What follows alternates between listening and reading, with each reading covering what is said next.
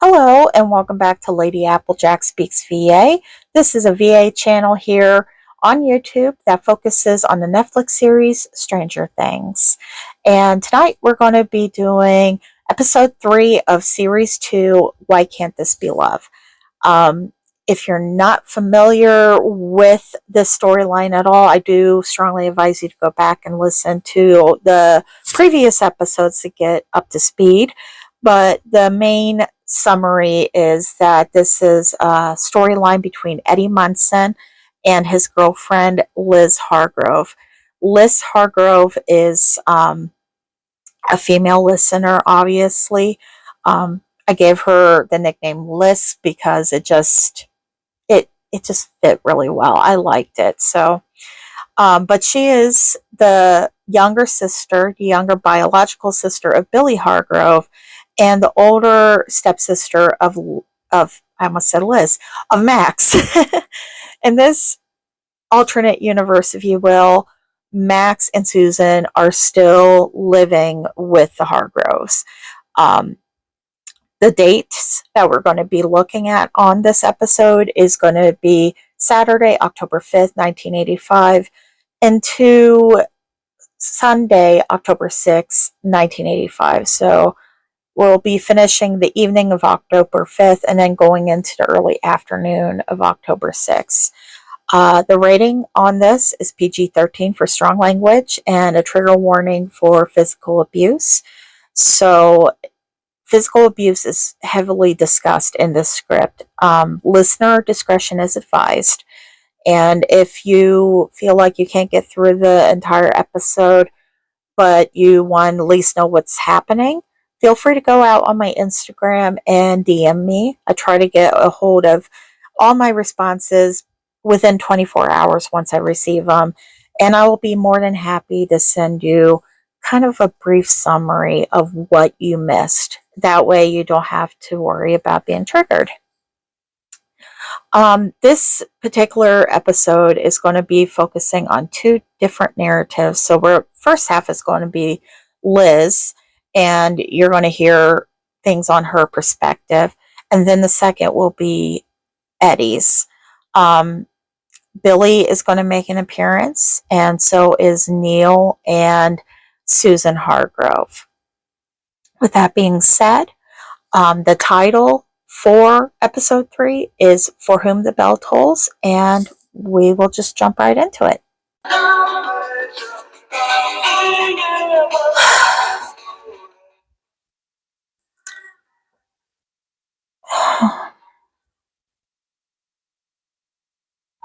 It could have been worse. I keep trying to downplay what happened as I take a seat at my vanity, the well-used first aid kit right in front of me.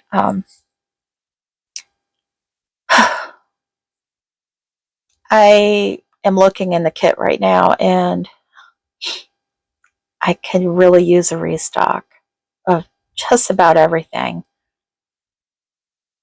Iodine, rubbing alcohol, gauze, bandages, and concealer. I pride myself on my makeup application skills. It's one of those things that I've mastered over time. And I've even entertained the idea of possibly going to cosmetology school after I graduate from Hawkins. But while most girls my age mastered their makeup through the normal teenage rites of passage, I was mastering it because I needed to cover up bruises. At first, it was just Billy that was getting punished, if that's what you want to call it. He would get beaten by my dad anytime he did something wrong, like something unacceptable. And unacceptable could range from not washing a dinner plate or oversleeping and missing the school bus. Billy would take a lot of my beatings too, and I think a lot of that was because As my big brother, he felt obligated to do so. Maybe that's why I was spared until I turned 8. My first beating was the day that I took First Communion. It was after church service, and we were attending a church picnic in the park, and I was always a clumsy kid.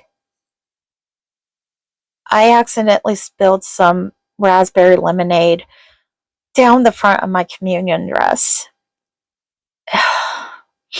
My dad did not want to buy this damn communion dress anyways. It was my mom's idea, but he had put it in Kmart layaway for a few weeks so he could pay it off. It was expensive even for us.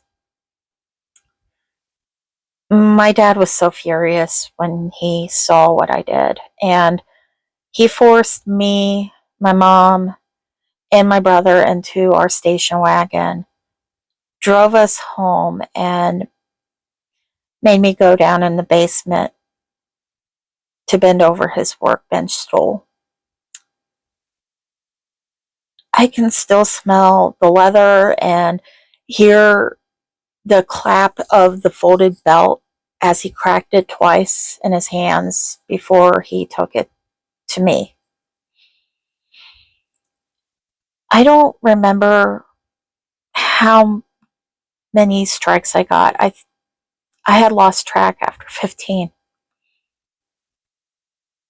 I couldn't sit at the dinner table that night without wincing, and when I did wince, I only got punished more.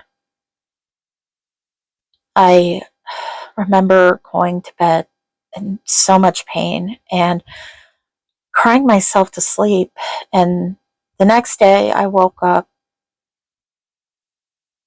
sore and exhausted, but my mom said I still had to go to school, and she took Billy and I in that day. And maybe that was a good thing that I went. It got my mind off of so many other things that was going on at home. We had finished school out that day like normal and went out to sit at our usual park bench in front of the school parking lot and wait for our mom to pick us up. She never came, and we never saw her again. A part of me thinks that Billy and my dad blamed me for my mom leaving that day. That maybe if I had been just a little more careful and not as clumsy, that perhaps she'd still be here with us. But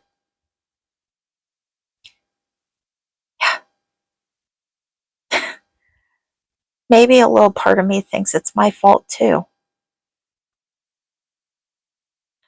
My dad used to be careful when he would punish us. Um, he would avoid parts of our bodies that were often exposed, like our arms and legs and our faces and our necks. But not lately. Not now. I went softly as I take time to clean the blood from my busted bottom lip. It's going to swell overnight no matter how much ice I put on it before bed. I was going to have to get creative with my makeup for church service tomorrow. Dad took my phone privileges away, and there's no way I could call Eddie. I know it sounds petty and childish, but I think I cried more about that than getting smacked around tonight. I could always handle my dad's wrath because I knew that shortly after, Eddie would somehow make it better without even knowing anything about why I was so sad. Meeting Eddie at Hawkins pool back in June was the start of so many better things. He made Hawkins bearable with his infectious laugh and his quirky humor, and even his temper tantrums would make me laugh, and he in turn would eventually laugh right along with me. Not once while he was griping about something did I feel like it was my fault, or that he was going to get even more upset with me, and or that I would be a punching bag or anything like that. I always felt safe with Eddie. And the start of our friendship was so easy. It was so easy being friends with him. But falling in love with him was even easier, much to my dismay. He was okay with being friends and having benefits on the side, and I thought that would be okay too. I thought it would be easier if I didn't get too close. He wanted to stay friends because he didn't want anything long term. He was planning on moving away from Hawkins once he graduated to some big city like Indianapolis or Chicago. I thought I was okay with that at first, and then with time, I wanted more with this amazing person that had started to know me so well. I think it was because I think it happened at his first show that I saw him in. We had gone to some seedy bar outside of town. He was going to play there with his band, and I just remember sitting there and watching him and him coming alive on stage and just headbanging to From Whom the Bell Tolls with his hair going wild like Eddie Van Halen. It was magical, and he was totally in his element, and he just flashed that Cheshire grin of his at me, and I was hooked. He must have felt differently too, because after his set that night, he had told me he wanted more. That he was ready for more, and I was so happy. So happy, in fact, that it didn't matter that I had missed my curfew by 30 minutes. Because cuddling with him in the back of his van in the bar parking lot, it made any punishment that I could ever receive worth it. I finished cleaning up my lip and I closed the kit just as I hear a knock on my door. Lis? Hey, can I come in a sec? I don't want him to come in. I don't want to see him. Billy just really betrayed me. I just stay silent. I'm not going to respond to him.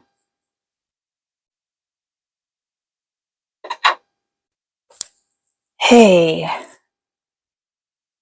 Lis. Come on, look at me. I'm sorry, okay? I didn't think Dad would punch me in the jaw as soon as I came in through the door. Neither did I. Well, what did you expect? You stayed out all night last night. I had called Susan, and you didn't really think that I was not going to raise hell about just the same? Your damn lucky he didn't even go over to that freak's house and stop calling him that. He isn't a freak. And I get so, God, I get so sick and tired of people just assuming. And maybe if you and the people of this town got a chance to know him, you would see how sweet and talented and loving, and he's only with you to get in your pants, Liz. Jesus, come on. You're smarter than this. At least I thought you were. Carver was talking in the locker room the other day. Do you know what your Prince Charming did just recently to Chrissy Cunningham? He was making passes at her. Not too long ago either, from what I can gather. You're just trying to get me upset. Really. Can you just please get out? I'm too tired to even argue with you right now. Huh. Too tired. Suit yourself. You better get up early tomorrow because Dad said that you have to go to church with us in the morning. Whatever. You know, I didn't tell him that you were screwing the freak. So it could have been a lot worse. How noble of you. Fine. Be a bitch about it. Sunday afternoon, October 5th, 1985.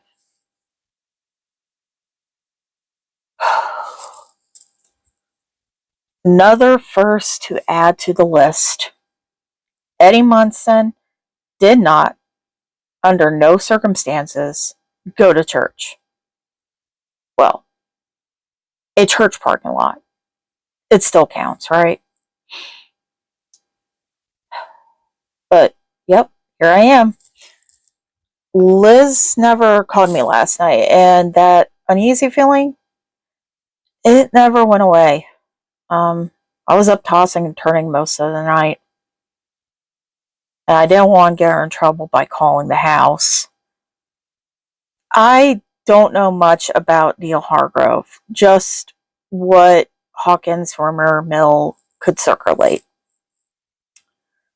There were talks that he was a bit of a holy roller with a nasty temper, but nothing to raise an eyebrow over.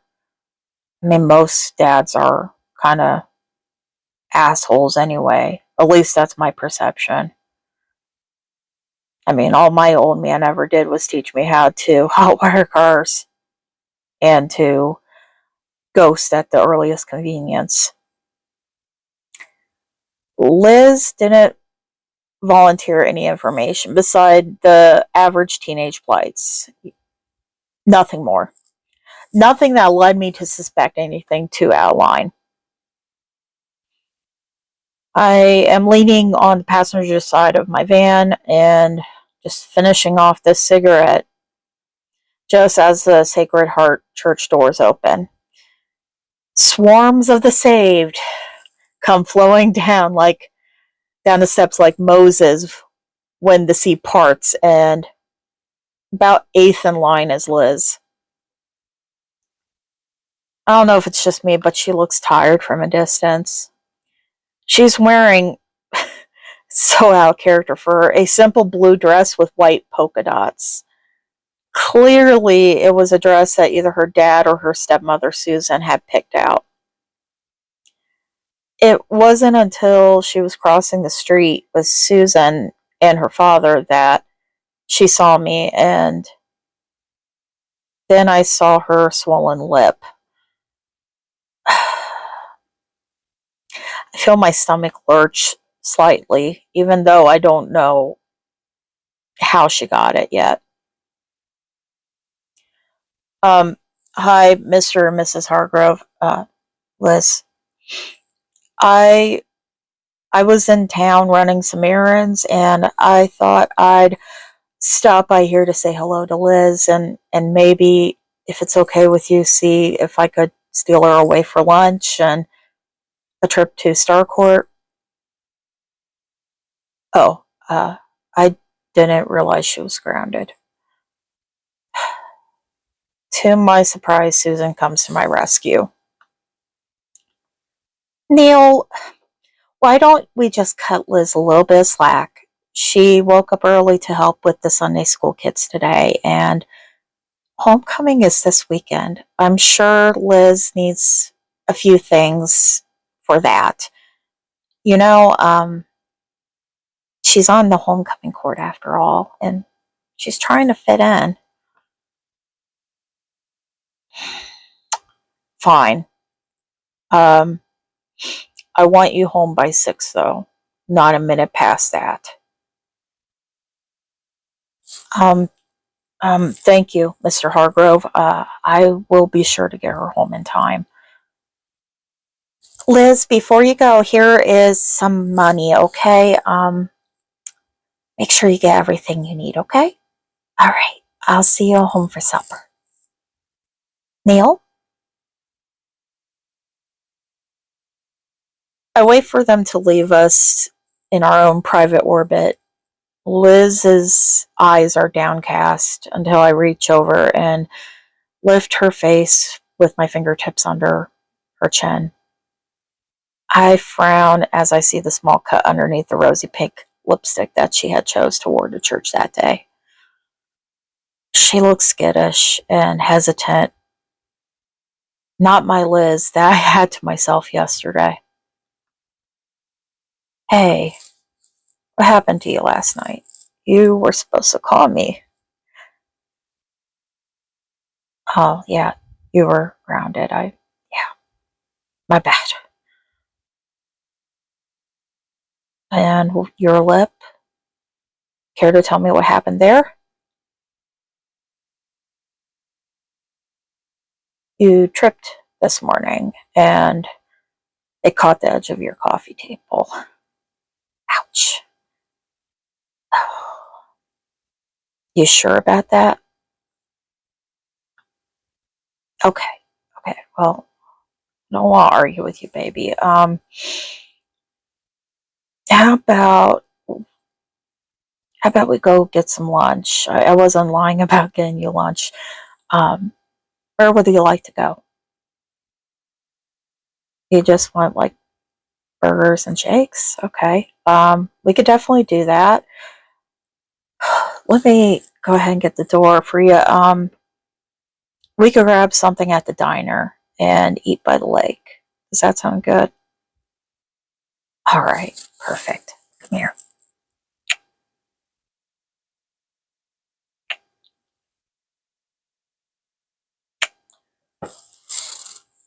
All right. Let me get the door for you.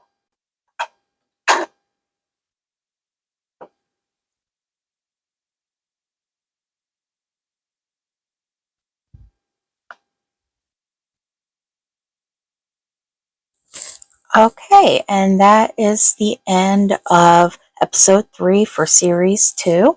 Let me know what your thoughts are below. I know I kind of left you guys on a cliffhanger. I did that for a very explicit reason.